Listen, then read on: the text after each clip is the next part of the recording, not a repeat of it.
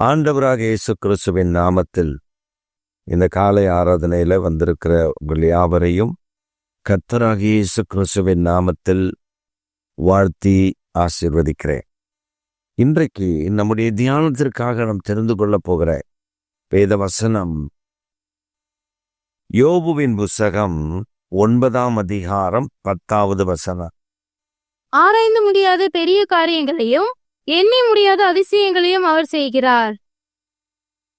ஆராய்ந்து முடியாத பெரிய காரியங்கள், எண்ணி முடியாத அதிசயங்களை அவர் செய்கிறார். நம்முடைய வாழ்க்கையில் நாம் ஆராய்ந்து முடியாத பெரிய காரியங்களை அவர் செய்கிறார். எண்ணி முடியாத அதிசயங்களையும் அவர் நடப்பிக்கிறார். நம் வாழ்க்கையில் கர்த்தர் செய்கிற காரியங்கள் ஆராய்ந்து முடியாதது, எண்ணி முடியாதது. Countless of blessing, countless. It cannot be counted by numbers. அதை நாம் எண்ணிவிட முடியாது. காரணம், தேவனுடைய ஆளுகை, தேவனுடைய பிரசன்னம், தேவனுடைய ஆசீர்வாதம், இது நம் ஆராய்ந்து முடியாத அளவிற்கு அது இருக்கும். எண்ணி முடியாத அதிசயங்களை அவர் செய்கிறவர். அதனால்தான் ஆபிரகாம் கிட்ட ஆண்டவர் சொல்லும்போது சொன்னாரு, ஆபிரகாமே, உன் சந்ததி எப்படி நான் ஆக்க போறேன் தெரியுமா அப்படின்னு சொன்ன உடனே ஆபிரகாமுக்கு ஒரே ஆர்வம். அப்படி அந்த ஆர்வத்துல அவனை கர்த்தர் வனாந்திரத்துல அவன் பலி செலுத்தின இடத்திலிருந்து அப்படி அவனோடு பேசுறார். அப்படி கொஞ்சம் கூடாரத்திலிருந்து வெளியே வந்து அண்ணாந்து பார்க்க சொல்றேன். அவன் அண்ணாந்து பார்க்கறான் மேல. வானத்து நட்சத்திரங்களை என்ன கூடுமானால் என்ன, உன் சந்ததி அப்படி இருக்கும். வானத்து நட்சத்திரங்களை என்ன கூடுமானால் என்ன, ஆனா இது முடியாது, எண்ணி முடியாது. அவ்வளவு அதிசயங்களை, அவ்வளவு நன்மைகளை, அவ்வளவு மேன்மையை கர்த்தர் செய்கிறவர். நாம் பல நேரங்களில் தேவனுடைய அன்பை, தேவனுடைய ஆசீர்வாதத்தை, தேவனுடைய நன்மையை அளக்க நினைப்போம். ஆண்டவர் இப்படிதான்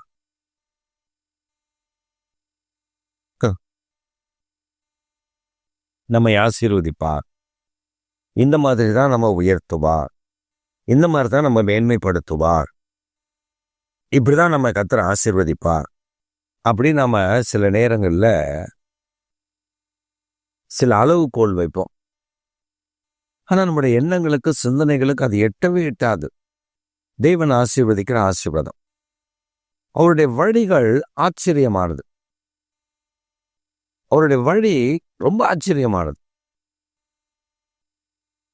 நம்ம இதெல்லாம் இப்படி நடக்குமா அப்படின்னு நம்ம நினைப்போம். ஆனா இதிலும் அவர் சர்வ வல்லவர், அவர் சர்வ சிருஷ்டிக்கும் எஜமான். அவரால் கூடாத காரியம் என்ன இருக்கு? அவர் சொல்ல ஆகும், அவர் கட்டளையிட நிற்கும். அவர் தம்முடைய கிரியைகளை விளங்க பண்ணுவார். அவர் தம்முடைய ஆசீர்வாத நன்மையை நமக்கு கொடுக்க அவர் போதுமானவர். அப்ப நாம முதலாவது புரிந்து கொள்ள வேண்டியது, நம்முடைய தேவன் பெரியவர் என்பதை. யோபுக்கு அது நன்றாக தெரியும். யோபு தேவனுடைய ஆசீர்வாதத்தை அனுபவித்தவர். தேவனோடு கூட நல்ல ஒரு பழக்கத்தை ஏற்படுத்தி கொண்டவர். தேவனுடைய ஆசீர்வாதத்தினால நிரப்பப்பட்ட ஒரு கர்த்தருடைய தாசன். அப்ப அவருக்கு தெரியும், ஆராய்ந்து முடியாத பெரிய காரியங்கள், எண்ணி முடியாத அதிசயங்களை அவர் செய்கிறார்.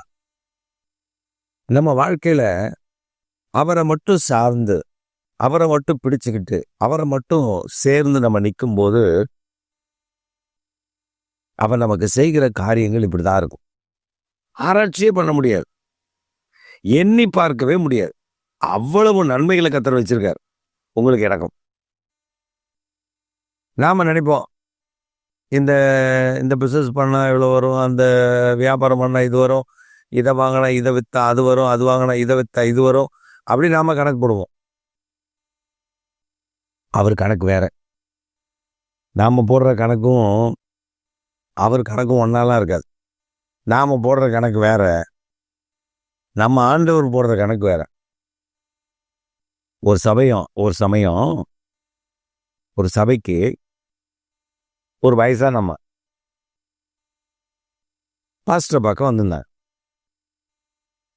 அந்த சபையினுடைய போதகர் அவருக்கு அப்போ அவங்க சர்ச்சுடைய லேண்ட் எக்ஸ்டென்ஷன் ஒரு லேண்ட் வாங்குறாங்க. ஒரு நெருக்கடியான நேரம். அந்த நெருக்கடியான நேரத்தில் அந்த பாஸ்டருக்கு என்ன செய்யறதுன்னே தெரியல. அந்த பக்கத்தில் இருக்கிற லேண்டுக்கு அட்வான்ஸ் கொடுத்தாச்சு. அப்போ அவங்க அப்பா உயிரோடு இருந்தாங்க. அந்த அட்வான்ஸ் கொடுத்து கொஞ்ச நாள்ல அவங்க அப்பா இறந்துட்டாங்க. அந்த இடத்த பையன்தான் வாங்கி ஆகணும். ஒரு நெருக்கடி, என்ன செய்யறதுன்னு தெரியல, போராடிட்டு இருக்கார். கொஞ்சம் நெஞ்ச பணம் கிடையாது, அது 1.5 கோடி. அது இப்ப அவருக்கு கொடுக்க வேண்டியது 1 கோடி ரூபாய் இப்ப தரணும். அவர்கிட்ட ஒரு சில இது காரியத்தை வித்து ஒரு 30 லட்சம் கொடுத்தாச்சு. இன்னும் ஒரு 70 லட்சம் கொடுக்கணும். அப்போ ஒரு வயசான அம்மா, ஏழை, ரொம்ப ஏழை. அந்த அம்மாலாம் ரொம்ப ஏழை. அந்த அம்மா ஏதாவது காணிக்க கொடுக்கலாம். அந்த அம்மா பாஸ்டர் பார்க்கணும் அப்படின்னு சொன்ன உடனே அந்த அசிஸ்டன்ட் பாஸ்டர்ஸ் வந்து சொல்கிறாங்க, இந்த மாதிரி ஒரு அம்மா வந்திருக்காங்க, உங்களை பார்க்கணும்னு சொல்கிறாங்க. சரின்னு அவரும் அந்த பிஸியான ஷெட்யூலில் அவர் பார்க்க ஒத்துக்கிட்டு அவர் பார்க்குறார். அந்த அம்மா சொல்கிறாங்க, 2 பேகு கொண்டு வந்து அவர்கிட்ட கொடுத்து, பாஸ்டர் இதில் ஒரு 70 லட்சம் இருக்குது, ஆலயத்தினுடைய இடம் வாங்குற காரியத்தில் ஆண்டவர் கொடுக்க சொன்னார் அப்படின்னு கொடுத்தோன்னே இவருக்கு தலை சுத்துது. காரணம், அந்த அம்மா அவ்வளோ ஒர்த்து கிடையாது. அந்த அம்மா அவ்வளோ பணம் கொடுக்கக்கூடிய நபர் கிடையாது. ஏன்னா அவ்வளோ சொத்துக்கள் இல்லை அவங்களுக்கு. ஒரு ஏழை சகோதரி, ஏழை. அப்ப அந்த அம்மா ஒரு காரியம் சொன்னார். அதான் ஆச்சரியம். அந்த அம்மா சொன்னாங்க, பாஸ்டர் எனக்கு ஒரு இடம் இருந்தது. அவர் கேட்டார், இந்த பணம் ஏதுமா, நீங்களே இவ்வளோ கஷ்டப்பட்டவங்க, இந்த பணம் ஏது? அப்ப அவங்க சொன்னாங்க, இந்த பணம் ஒன்றும் இல்லை பாஸ்டர், எனக்கு ஒரு இடம் இருந்தது, அந்த இடத்த நான் விலை காமிச்சேன், அது அடிமட்ட ரேட்டுக்கு தான் கேட்டாங்க, ஒரு 20 லட்சம் போகும்னு சொன்னாங்க அந்த இடம். ஆனால் அது டவுனில் இருந்துச்சு. 20 லட்சம்னே எனக்கு இன்னும் மனசில் நல்லதாக படலை, ஏமாத்துறானுங்களோ அப்படின்னு தோன்றி நான் சபையில் வந்து ஜெபம் பண்ண ஆரம்பித்தேன். என்ன ஜெபம் பண்ணேன்னா, ஆண்டவரே நீங்கள் எனக்கு கொடுத்தா, ஒரு பொருத்தனை பண்ணி ஜெபம் பண்ணேன், நீங்கள் எனக்கு அந்த லேண்டை நல்ல விலைக்கு கொடுத்தா, இவ்வளோன்னு அவங்களுக்கு தெரியாது, நல்ல விலைக்கு கொடுத்தா உம்முடைய ஊழியத்துக்கு நான் கொடுப்பேன் அப்படின்னு ஒரு பொருத்தனை பண்ணிட்டேன். பொருத்தனை பண்ணிட்டு நான் வந்து அந்த லேண்டை மறுபடியும் என் மருமகன்கிட்ட சொல்லி, அது என்னப்பா ஏதாவது விலைக்கு போதான்னு கேளுங்க அப்படின்னா, மருமகன் சொல்கிறாரு, ஆமாத்த, அதை கேட்குறாரு ஒருத்தர், ஒரு பெரிய அரசியல்வாதி, ஒரு பெரிய மனுஷன், அவர் கேட்குறாரு அந்த இடத்த, நம்ம நினைக்கிறத விட ரொம்ப அதிக விலைக்கு கேட்குறாரு. அதனால் எனக்கு சந்தேகமாக இருக்குது, அதனால் நான் ஒன்றும் சொல்லலை பதில். என்னப்பா கேட்குறாரு? இவங்க நினச்சிட்டு இருந்ததெல்லாம் ஒரு 20 லட்சத்துலேருந்து ஒரு 30 லட்சம், மிஞ்சி போனால் 40 லட்சம், அது வந்தாலே பெரிய விஷயம். அதில் பிள்ளைகளுக்கு கொஞ்சம் கொஞ்சம் கொடுத்துட்டு ஆண்டவருடைய ஊழியத்துக்கு கொஞ்சம் கொடுக்கலாம் அப்படின்னு அவங்க பிளான். ஆனால் கர்த்தருடைய பிளான் அது இல்லை. ஆண்டவர் அவருடைய தேவையை சந்திக்கணும். அந்த பிள்ளைகளையும் ஆசீர்வதிக்கணும். அப்போ எல்லாம் என்ன, ஒரு 20 லட்சம் போச்சுன்னா அவங்களுக்கு 3 பிள்ளைங்க, 5 லட்சம் போய் ஒரு 5 லட்சம் சபை கொடுத்துருப்பாங்க. ஒரு 40 லட்சம் போச்சுன்னா 10 லட்சம் சபை கொடுத்து மீதி ஆளுக்கு 10 லட்சம் கொடுத்துருப்பாங்க. இதுதான் பிளான். இப்போ அந்த இடம் 1.5 கோடிக்கு மேலே போகுது. அதை விலை கேட்டவர் 1.5 கோடிக்கு மேலே. ஏன்னா அது டவுனில் இருக்குது. இவங்களுக்கு அந்த கவர்மெண்ட் ரேட்டு தெரியல. தெரியாததுனால இவங்க அப்படி ஏமாத்துறதுக்கு சில கூட்டம் அப்படி அலையும். கவர்மெண்ட் ரேட்டு தெரியாமல் கவர்மெண்ட் ரேட்டை விட 3 மடங்கு மேலே தான் ரியல் எஸ்டேட்டு நடக்கும்.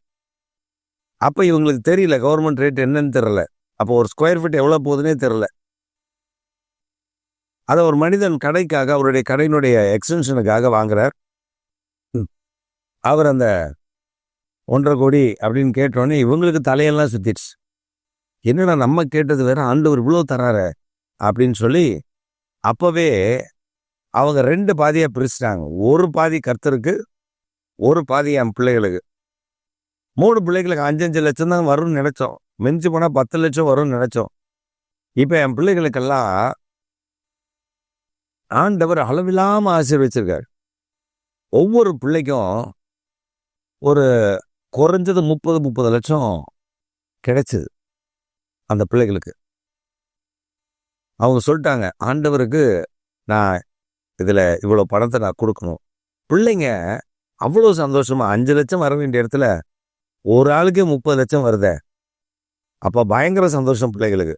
பிள்ளைங்க சொன்னாங்க, இந்த உற்சாகமாக கொடுமா ஆண்டவருடைய ஆலயத்துக்கு. அவங்க கொண்டு வந்து கொடுத்தாங்க. 2 காரியங்கள் நடந்துச்சு. ஒன்று, அந்த ஏழை விதவை தாயினுடைய ஜெபத்தை கர்த்தர் கேட்டு அந்த பிள்ளைகளையும் ஆசீர்வதித்தார். அந்த அம்மாவுடைய பொருத்தனையை கேட்டு சபையினுடைய நெருக்கடியான தேவையை சந்தித்தார். இந்த 70 லட்சம் வந்த உடனே இந்த பாஸ்டருக்கு என்ன சொல்லணும் தெரியல, அப்படியே கர்த்தரை துதித்தார். அந்த அம்மாவோட சேர்ந்து அவங்க எல்லாம் சேர்ந்து கர்த்தரை துதிச்சாங்க. அந்த பணத்தை கொண்டு போய் கொடுத்து அந்த இடத்த, இல்லைன்னா ஏற்கனவே கொடுத்துருந்த 50 லட்சம், அப்புறம் கொடுத்துருந்த ஒரு 30 லட்சம், அதை அப்படியே கொடுக்காம எடுத்திருப்பாங்க, திருப்பி தரமாட்டாங்க. அந்த மாதிரி ஒரு சிக்கல்ல அவங்க இருந்தாங்க. கர்த்தர் பாதுகாத்து சபைக்கு அந்த இடத்தை வாய்க்க பண்ணினார். சபைக்கு இடத்தை கொடுத்தா, அந்த பிள்ளைகளையும் ஆசீர்வதித்தார். நம்ம எண்ணங்கள், நம்முடைய சிந்தனைகள், இது இப்படிதான் நடக்கும். நம்ம எண்ணத்துல யோசிப்போம், இது இப்படிதான்ப்பா நடக்கும், இது இந்த மாதிரி தான்ப்பா நடக்கும் அப்படின்னு நம்முடைய மைண்ட்ல யோசிப்போம். ஆனா கர்த்தர் அப்படி இல்லை. கர்த்தர் எப்படின்னா, ஆராய்ந்தே முடியாது. அவர் செய்கிற அதிசயங்கள், அவர் செய்கிற ஆச்சரியமான காரியங்கள் நீங்க ஆராய்ந்து பார்க்கவே முடியாது. அவர் செய்கிற அதிசயங்களை எண்ணவே முடியாது. இப்போ அவர் செய்கிற நன்மையை எண்ணி பார்க்க முடியுமா? இந்த நன்மை செஞ்சார், அந்த நன்மை செஞ்ச எண்ணிட்டே வாங்கல. பக்கம் பக்கமாக போயிட்டே இருக்கும். பக்கம் பக்கமாக போ. இதான் கர்த்தர், இதான் ஆண்டவர், இதான் நம்முடைய தேவனாகிய கர்த்தர் நம்மை வழி நடத்த விரும்புகிற காரியத்தில் செய்கிறவர். உங்கள் வாழ்க்கையில ஏதோ ஒரு காரியத்துல நீங்க உங்க மைண்ட்ல ஒரு பிளான் போட்டிருப்பீங்க. அந்த பிளான் எல்லாம் எடுத்து ஒரு குப்பை தொட்டி இருந்தால் அதில் போட்டுட்டு தேவனுடைய திட்டத்திற்கு, தேவனுடைய காரியத்திற்கு, தேவனுடைய கரத்தில் அந்த காரியத்தை ஒப்புக்கொடுங்க. என்ன காரியமோ அதை தேவனுடைய கரத்தில் ஒப்புக்கொடு. இப்போ உங்களுக்கு ஒரு கடன் இருக்கு. உதாரணத்துக்கு, யாருக்கு என்ன இருக்குன்னு நமக்கு என்ன தெரியும்? உதாரணத்துக்கு ஒருத்தருக்கு ஒரு கடன் இருக்கு. ஒரு 10 லட்சம் அவருக்கு கடன் இருக்கு. இந்த 10 லட்சத்தை நான் இங்கேருந்து இதை வாங்கி, அங்கேருந்து அதை வாங்கி, அந்த லோன்லேருந்து இந்த லோன், இந்த லோன்லேருந்து அந்த லோனு, ஏற்கனவே அது லோனில் வாங்கினது தான். இப்போ அது நெருக்கிறதுனால வேற எங்கேயாவது ஒரு காரியத்தை வாங்கி இதை அடைச்சிட்டு அதுக்கப்புறம் நம்ம அந்த காரியத்தை பொறுமையை அடைச்சிக்கலாம் அப்படின்னு நம்ம ஒரு திட்டம் போடுவோம். இல்லைன்னா இவர் எனக்கு காசு தருவாரா, அவர் எனக்கு காசு தருவாரா, இவர் எனக்கு கொடுப்பாரா, அவர் எனக்கு கொடுப்பாரா தேடிட்டு இருப்போம். அது இல்லை, அவர் திட்டம் என்ன? அவர் கரத்தில், ஆண்டவரே இந்த பணம் இருக்கு, வாங்கிட்டேன்பா, தெரியாம இந்த கடன்ல சிக்கிட்டேன், இது இப்படி ஆயிடுச்சு, நீங்க எனக்கு உதவி செய்யுங்க, இனி நான் கடன் வாங்காதபடி காத்துக்கொள்ளுங்க எனக்கு இதுலேருந்து வெளியே வர எனக்கு தெரியல, வழி தெரியல, எனக்கு உதவி செய்யுங்கன்னா அவருடைய பிளானை தருவார். அந்த பிளான் பிரகாரம் போனால் அற்புதங்களை காண முடியும். ஒரு அம்மா பிரான்ஸ் தேசத்தில் இருக்காங்க. அவங்க இந்தியாவில் ஒரு வீடு வாங்கணும், இடம் வாங்கணும்னு ஆசை. வந்துட்டாங்க இந்தியாவுக்கு. வந்து இடத்தெல்லாம் பார்த்துட்டாங்க, ஒரு வீட்டை பார்த்துட்டாங்க. அது ஒரு நல்ல பகுதி. அந்த பகுதியில் ஒரு வீட்டை பார்த்தேன். பார்த்து அட்வான்ஸ்லாம் கொடுத்துட்டு அங்கே ஃப்ரான்ஸில் லோன் போட்டால் அங்கே கம்மி தான். அவங்களுக்கு வந்து எத்தனையோ யூரோ தான் லோன். அதை இங்கே இந்தியா கொண்டு வந்துட்டா அது பல லட்சம் வரும். அந்த பல லட்சத்தை போட்டு இங்கே ஒரு வீட்டை, ஒரு 84 லட்சத்துக்கு ஒரு வீட்டை வாங்கியாச்சு. இது யாருக்குமே தெரியாது. அவங்க மாமியார் வீடு இங்கே இருக்குது, அவங்களுக்கு தெரியாது. அவங்க இன்னொரு சின்ன மாமியார் எங்கே இருக்கிறாங்க, அவங்களுக்கு தெரியாது. யாருக்குமே தெரியாது. திடீர்னு இந்த அம்மா ஃபோன் பண்ணி, பாஸ்டர் இந்த மாதிரி இந்த அட்ரஸ்க்கு கொஞ்சம் வாங்கலை, ஒரு ஜெபம் பண்ண வேண்டியது இருக்குது அப்படின்னா. எனக்கு ஒன்றுமே புரியல. அவங்க சின்ன மாமியார் தான் எனக்கு நல்ல பழக்கம், அந்த குடும்பம். அவங்களுக்கு ஃபோன் பண்ணி கேட்டால், நாங்களும் புரியல பாஸ்டர், நீங்கள் வாங்க, அங்கே ஏதோ ஒரு வீடு பார்க்குறாங்களா, வாடகை எடுக்கிறாங்களா இல்லைன்னு தெரியல, நீங்கள் வாங்க. நாங்கள் போனால் தான் தெரியுது அந்த வீட்டை வாங்கியிருக்காங்க. அவங்க யாருக்குமே சொல்ல வாங்கினதுன்னு. இப்போ நாங்கள் போனது வீடு பிரதிஷ்டைக்கு. ஒரு 10 பேர் போயிருப்போம். வீடு பிரதிஷ்டை இன்றைக்கி யாருக்கும் ஒன்றும் தெரியாது. எனக்கு கண்ணை கட்டி காட்டில் விட்ட மாதிரி இருக்கு. என்ன ஆண்டவரே, இந்த மாதிரி இந்த அம்மா பண்ணுறாங்க. அந்த அம்மாவுடைய பிளான் என்னென்னா, ஃப்ரான்ஸ்லேயும் ஒரு பெரிய சொந்த வீடு வித் லானோடு இருக்குது. ஃப்ரான்ஸ்லேயும் பெரிய வீடு, அது லானோடு இருக்குது. இந்தியாவிலையும் ஒரு வீடு வேணும்னு அவங்க கடன், இப்போ எல்லாமே கடன் வாங்கி வச்சாச்சு. இப்போ அவங்க சொன்னாங்க, பாஸ்டர் இது கடனில் தான் வாங்கியிருக்கேன், எனக்கு இன்னும் தோணுச்சு, நான் வாங்கிட்டேன், ஆண்டவர் சீக்கிரத்தில் இந்த கடன்லாம் அடைக்கணும்னு ஜெபம் பண்ணிக்கோங்க. நானும் அடிக்கப்பட்ட ஆடு போல, என்ன ஆண்டவரே இது அப்படின்னு சொல்லி இந்த சிக்கலில் தவிச்சு மாட்டிக்கிறோமே அப்படின்னு ஒரு ஜெபம் பண்ணிட்டு நாங்கள் வந்துட்டோம். அவ்வளோதான். 3 மாதம் கழித்து நான் கேள்விப்பட்டேன். அவங்க சொல்லலை, அவங்க சின்ன மாமியார் மூலமாக நான் கேள்விப்பட்டேன். ஃப்ரான்ஸில் கடன் அதிகமாகிடுச்சுன்னு இந்த வீட்டை இவங்க வாங்கினது 84 லட்சம். ஆனால் அவங்க விற்றது ரொம்ப சொற்பமான அமௌண்ட்டுக்கு விற்று அந்த பணத்தை அங்கே அடைச்சிருக்காங்க, நெருக்கடி நேரம்.